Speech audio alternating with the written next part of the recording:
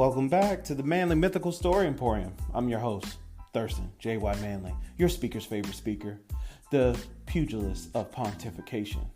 Yes. Welcome back, guys. I thank you for listening. I appreciate all the feedback. I've gotten messages at work, messages at WhatsApp, and messages everywhere but social media. I did get some Instagram messages. So I appreciate all the love, the follows, the likes. Be sure to subscribe to the app because I see I got a lot of listeners, but it kind of goes up and down. So that shows me people aren't subscribing. So please subscribe, like, and follow, share where you can on Facebook, Manly Mythical Story Emporium, and on Instagram at Manly Mythical Story and Manly Story Pod on Twitter. I'm not as active on Twitter. I do apologize for that, but I'm active everywhere else. And the YouTube should be updated this week since I'm off of the day job this week and I can upload all those videos.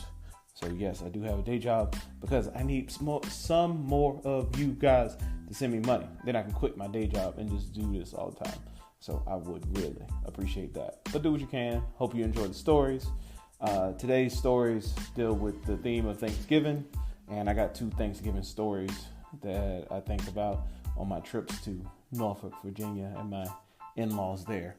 The first story is called Jive Turkey. Jive Turkey. Too close to Thanksgiving to be acting like a jive turkey. But yeah, Jive Turkey. And the second story is Pass the Yak. Yes, Pass the Yak. You'll learn what yak is. But we'll get into both of these stories right after this advertisement from Anchor. Thank you guys. Thanks. Appreciate all the follows, but stories are coming. I promise. Right after this ad. Bye. If you haven't heard about Anchor, it's the easiest way to make a podcast. Let me explain. It's free. There's creation tools that allow you to record and edit your podcast right from your phone or computer. Anchor will distribute your podcast for you so it can be heard on Spotify, Apple Podcasts, and many more. You can make money from your podcast with no minimum listenership. It's everything you need to make a podcast in one place. Download free Anchor app or go to anchor.fm to get started.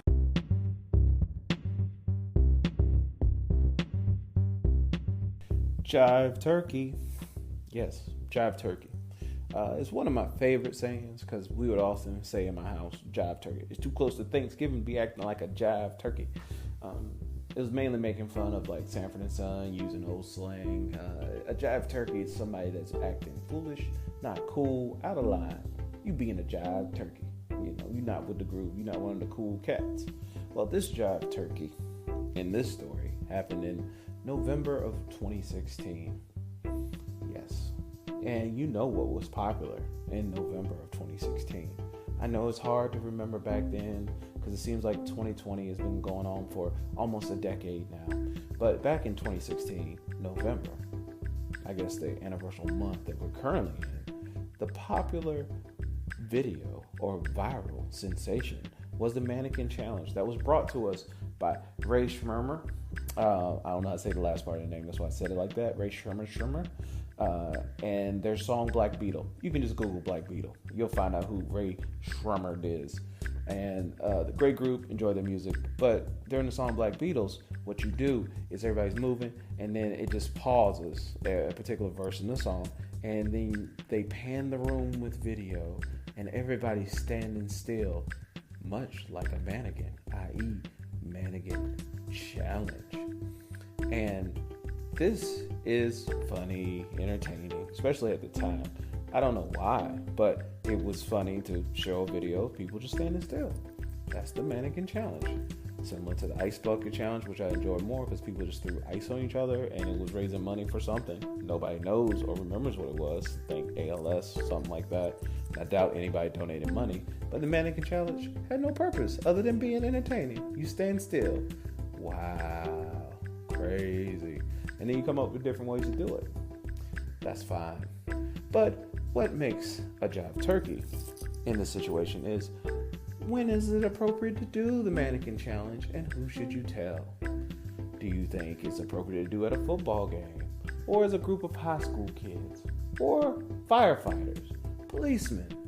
Yes, those are probably appropriate. You tell everybody involved, they're all working together. You do the mannequin challenge, and you pan around the room with the camera. Everybody's just frozen, standing still. But is it appropriate to do a mannequin challenge Thanksgiving week when you're gonna get married? Could be, or could not be. This is about my friend and was gonna be a family member that day, Reggie. He was having a wedding, and we were invited to the wedding because we usually come there for Thanksgiving anyway in Norfolk, Virginia. And Reggie was going to get married to my niece, Anne. And they were going to live happily and be happy as all kinds of pigs and slop in Norfolk, Virginia. I was like, that's cool. They're nice people. Love them. Reggie's very entertaining, very sociable. But this Jive Turkey that I'm going to call it the Jive Turkey Award I'm awarding to Reggie, came about because they decided to get married before Thanksgiving. And I'm not a big fan of getting married during holidays.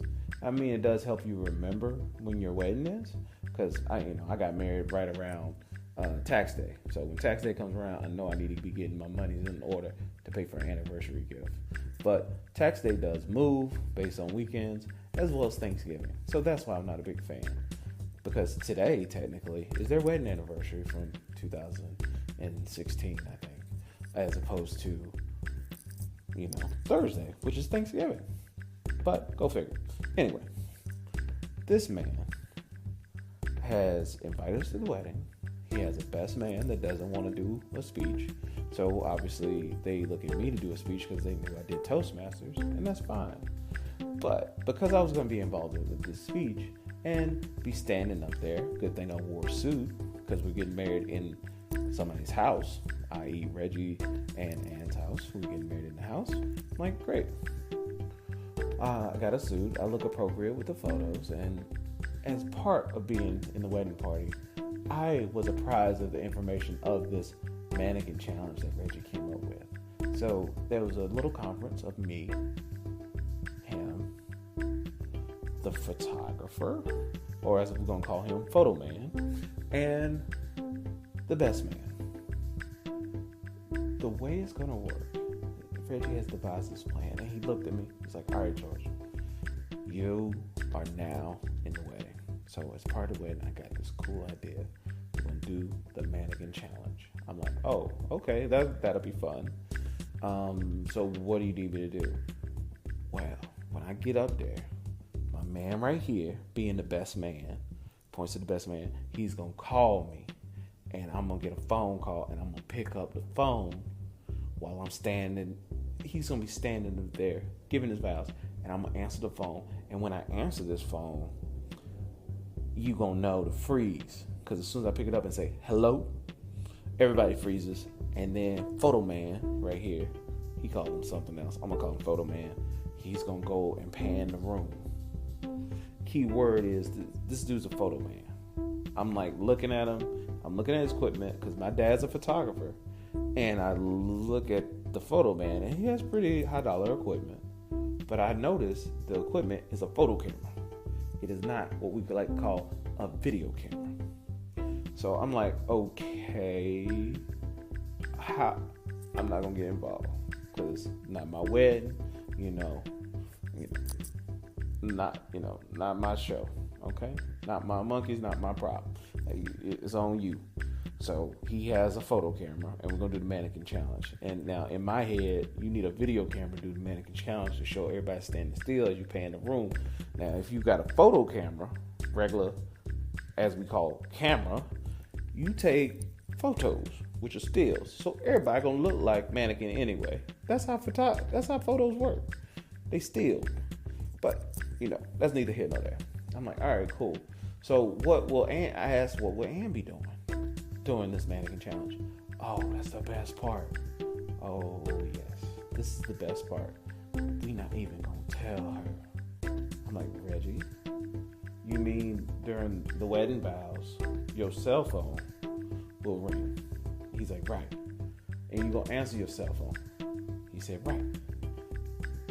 during your wedding. He said, yeah, man, don't you get it?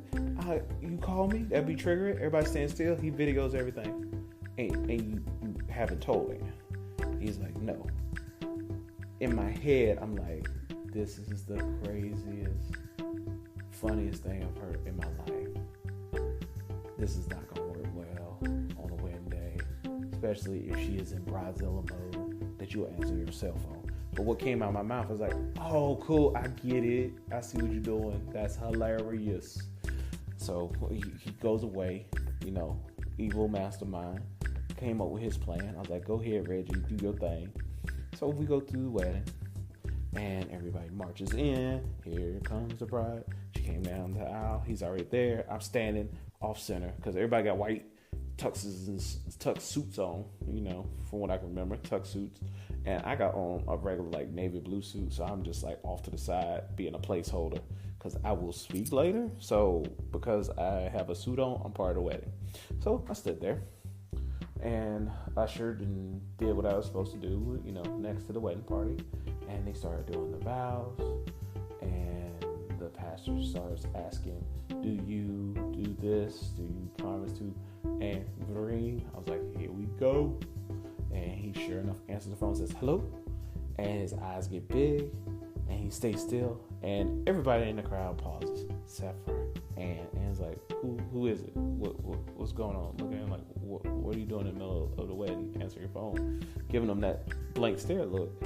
And he just looks at the photographer. And the photographer goes, snap, one photo. Snap, one photo. And Reggie's like, I think at that point it hit him.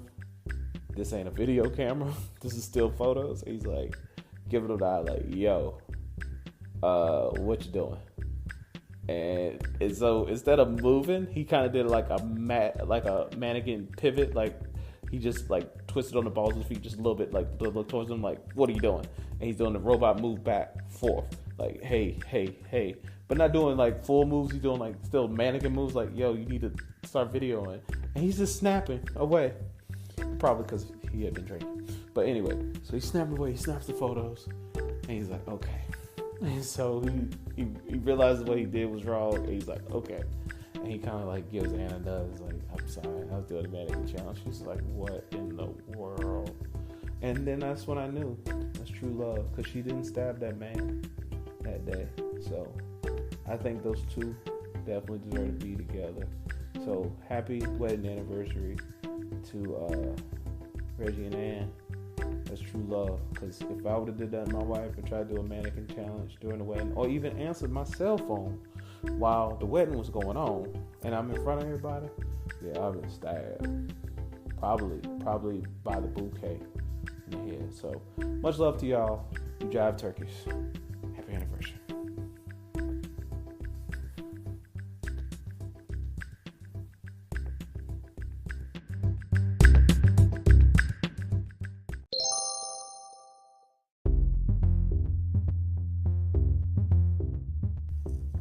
Past the yak. Yes, past that yak. Now, yak is a Chinese dish, Chinese American dish, because I can't see this existing in China, which I guess it could, but I don't see it existing in China as a traditional Chinese dish. As what I consider myself a TV foodie, I see the stuff on TV, I know it enough to say it in a restaurant, and then I eat it because I like food. So I'm really just greedy, but I call myself a foodie because I eat all different types of food. So I don't just eat fish sticks, but I'll be fine with, grouper or, sushi. So texture is not a problem. Long as it's got the calories and the taste and butter. So I'm like a pounding eater is what I would say. And yak is spelled Y-O-K or Y-A-K-A or Y-A-T for some reason -K-A. So yatakak or yakap main or, yak. I usually spelled it with the Y-O-K. Now, yak is a dish that is really popular in the Tidewater region of Virginia, which is where the story takes place. We would often go to Virginia during the Thanksgiving time. And so when Thanksgiving comes around, I think about all the times that we would go see my in-laws in Norfolk. And one of the in-laws in particular is somebody we called Uncle Sonny. Now, Uncle Sonny is a very influential figure in the Norfolk area, leader of the Boy Scouts, very popular and powerful person in our family. He is no longer with us, but my youngest son bears his real name, which I will not say, and his nickname, Sonny. So we call my youngest son Sonny, named after our great uncle, Sonny, and which is a nickname. And we would go to Norfolk all the time, which was a new experience to me because I had never been to Virginia Beach, but we started going all the time, and I like to try all the different foods that was there because we would get fried crabs, and we would get different types of ice cream and barbecue places that are there that are unique just to Norfolk because, once again, I'm a foodie. Greedy is what I'm saying, not a foodie, greedy. Eat it all, like it all, try it, because obviously food don't taste to you like it tastes to me because I love it. And one of the food dishes that I had heard whispers of from one of my friends that owns a house in Newport News was yak. At the time, I didn't know how to spell it. I assumed it was Y-O-K. Turns out I was right. It's one of the 18 spellings I found on the Googles. And I asked my Uncle Sonny, it's like, hey, have you ever tried yak? He's like, oh, I love yak. I'm like, okay, let's get yak. He's like, oh, well, I know a Chinese place right here on Tidewater Drive in Norfolk, Virginia. It's called Sun Hua. I'm like, okay. And so just like anybody would do when you order from a Chinese, and I say American restaurant, you go down the list of things that you usually get. Everybody has 2 or 3 things. All the Chinese restaurants may not the food doesn't taste the same, but they have the same thing. So you're willing to risk it. I'm a General Tso's person normally, and I know it'll be in that range. My boys are sesame chicken because at that time they didn't do the spicy, which is just like General Tso's, but without peppers. And then you could do the sweet and sour chicken or sweet and sour pork. That's what we did. Or every now and then we get risky for a little chicken lo mein, just so you can get that fancy little box that you can fold and do origami with. I suggest y'all Google that because that box it does a lot of different things. But anyway, the little Chinese dish box, and we would get the chicken lo mein. But this time I was going to step outside the box and go with the yaks. And I was like, all right, I'm going to order yak. He's like, oh, great. Order me a yak, too. I was like, all right, Uncle Sonny. So we're going to go to Sun Hua. And at that time, before he passed, he was able to drive. So I rode with him. And while we was taking the order, I was asking him as we were driving, I was like, all right, we're going to get General Tso's. He's like, hold up. He's like, we're going to Sun Hua, though. I'm like, okay. He's like, I was like, yeah, it's a Chinese restaurant. He's like, yeah, but it's not like a regular Chinese. It's like a soul food Chinese. So do you like liver and onions? I'm like, liver and what? Liver and onions is not something that you think of as being traditionally sold at a Chinese restaurant. I've never went into a Chinese American restaurant and saw anything on the menu that mentioned liver in it, or just like liver and onions and gravy. But I was like, all right, it's different. I was like, okay, but they have General Tso's. He's like, no, it's more of a, good old soul food Chinese American restaurant. I was like, soul food Chinese named Sun Hua. Okay. I'll yield. Let's go with it. Do they have sweet and sour chicken? He's like, no, but they got sweet and sour pork. So this restaurant, Sun Hua, does not have sweet and sour chicken, but they offer sweet and sour pork. And I was like, okay, but do they have yak? He's like, oh yeah, that's one of their most popular dishes. Let's go with the yak. I'm like, all right. Mind you, I had not Googled yak. I just knew of some of the ingredients. One of the ingredients was a boiled egg. I mess with boiled eggs. Sure, noodles and some boiled eggs. Let's go with it. So we go to Sun Hua, and he was right. Had a little menu. You don't even get like the standard oversized piece of paper Chinese restaurant menu that has the numbers. Sometimes you had to go to these restaurants and you tell them the numbers because maybe they don't speak English, so you say 36 and you point and you do like this kind of like almost charades, Pictionary, match and go. It's like I need a 36 and I need it with the fried rice. You tell them what you want. So they don't have that because these people are speaking perfect English. They've been in the country for years, husband and wife. No menu there. You just look at the board. And they did not have sweet and sour chicken. I was amazed by that, but they did have a yak. So I ordered a yak, ordered a chicken lo mein, which they did have, but they didn't have the sweet and sour. They didn't have General Tso's. They didn't have any of that. They had liver and onions though, and they had some biscuits and sweet and sour pork. So we get sweet and sour pork. We get some of the rice. I get my yak. And the yak comes, I was happy because the yak is noodles, so it comes in the little square box with the little metal handle, so you can carry it like a basket, even though it's just a little box. Because that, to me, that just traditionally screams of, you got some Chinese food there, right there. You got that fancy box. You could turn it into a dove. You could turn it into like a bear or elephant, whatever you want to do with the paper. And we're driving back, and he got his yak, I got my yak, and I open it. Oh my gosh. So, yak, key ingredient in it is the lo mein noodles, which I don't know how to describe it other than they lo mein noodles. So the little wormy looking ones, the brown noodles, normal, a boiled egg. Sometimes you get more than one. This one had one, and ketchup. Yes, regular house ketchup. So they put ketchup on noodles and a boiled egg. That is yak. This is what I've been waiting for. Now, I did get the benefit of some shredded pork bits that they thought would go in there with the boiled egg and the ketchup and the noodles. And I cut the boiled egg in half. My Uncle Sonny, the patriarch of the family, says, give me half of that egg. And when Uncle Sonny asks you for half the egg, you give him half the egg. So now I have yak with half of egg in it, and ketchup noodles in there. Sad part about this yak, it was kind of delicious. Yes, hate to admit it. Ketchup noodles, boiled egg, and shredded pork bits, it kind of all goes together. It takes you back to your childhood when some of them kids put ketchup on everything and just drown your tater tots. That's the stage you was in right there with yak. So I passed the yak egg roll. I passed the yak boiled egg. I even got egg rolls. The egg rolls tasted funny. They did a Philly cheesesteak egg roll. Even though we're in Virginia, they have Philly cheesesteak egg rolls with ketchup on it. Apparently it's a thing. I've seen it in Philly, but they had it there. Who knew?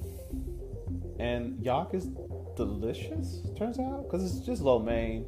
It's through the ketchup in there. I guess you maybe treat ketchup just like a red sauce in an Italian restaurant. And I enjoyed it, even though the egg was like that almost blue-green color because they boiled it super long. But yak, pass it, eat it, delicious. It's like a Newport News, Norfolk thing. Get your yak and pass it on around. Thank you, guys.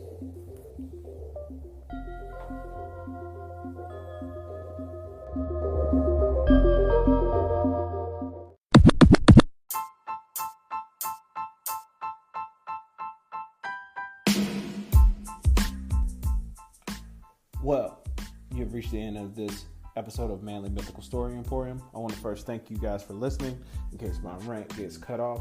But if you haven't listened before, what I try to do is give you a little intro to stories and just give you my random thought of the week.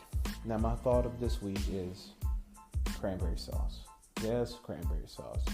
Like I've told you before, like in the story that just went on, I am a particular foodie. I tend not to lean towards the ketchup, apparently, unless it's in my noodles or my yak, which, I only do that in restaurants. So you got to go to a professional before you start throwing ketchup on noodly things or anything outside of a hamburger. But cranberry sauce, that is one area where I am very serious. If you invite me over for Thanksgiving, you got to have stuffing. And I say stuffing by regular stuffing. I'm not really particular on the stuffing. Just make sure it's regular stuffing. because I went to the Jive Turkey's wedding, and the next day I told them for Thanksgiving I need my stuffing and cranberry sauce. And for the stuffing, they did some kind of freaking seafood stuffing where they had shrimp in it and crab meat, which sounds absolutely delicious. Problem is, I'm bringing cranberry sauce. I can't eat cranberry sauce on this daggone seafood platter of Red Lobster cranberry stuffing sauce that you got. So I can't eat cranberry sauce on top of like lump crab meat and shrimp. Regular stuffing. That's delicious. Don't be adding no seafood to it. That's all I gotta say about that. And cranberry sauce, it needs to be in the can.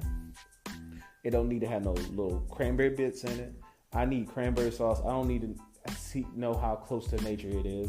Don't be putting no cranberry bits in there with it. No, give me the regular jellied cranberry sauce. And when I pour it out, it needs to have the ripples in it and the ridges so I know where to cut it. I get the thick ridge. Everybody else get the little thin slices like the ripples in the can. And no, it is not in my mind. No, don't make your artisan cranberry sauce with the oranges in it and the tree bark and whatever kind of thing you saw came on the Santa Maria, the Pinta, and the Mayflower. I want regular cranberry sauce. I want my jelly cranberry sauce. The last time this thing was a cranberry, the Bee Gees was on the top 100. I need like 1970 cranberry sauce. I needed like generic, because it survived through Chernobyl. It'd be cranberry sauce and a freaking Twinkie. That's how old I want my cranberry sauce to be. I don't want you to get all fancy and frou-frou with it. The one thing I like to keep traditional, and by traditional I mean since whenever we started canning, the 60s, 50s, whatever you want to call it, World War II, 3, 1, whatever, the Dust Bowl. I need my cranberry sauce to be plain, free of bits, jelly. You can make whatever you want. You can throw the orange stuff in there, but keep it to yourself, because if you invite me for Thanksgiving, I'm bringing the can of sauce, my own Ocean Spray official, because why not spend the extra 20 cents? Don't get the store brand. Get Ocean Spray. Go with it. They make the juice. They make the jellies. Get it. Bit free, guys. Don't be a jive turkey. Eat regular cranberry sauce. And don't try to convince me otherwise. So, that's my rant. Keep that in mind. Have a Thanksgiving. Be thankful. I'm thankful for all you guys listening. I appreciate the feedback. And keep listening to podcasts and share. And follow me on those platforms. If you got any story ideas, send it to me at manlystory@gmail.com, or just hit me up on Instagram or anything, anywhere else you can, because I really do appreciate hearing from my listeners, and any feedback is always appreciated. Like I said, guys, thank you for listening to the Manly Mythical Story Emporium. And if you could follow me at Manly Mythical Story on Instagram, Manly Mythical Story Emporium on Manly Mythical Story Emporium on Facebook, or even YouTube. I will update the YouTube again this week. Thank you for listening. Eat regular cranberry sauce, guys. Stay strong. Bye.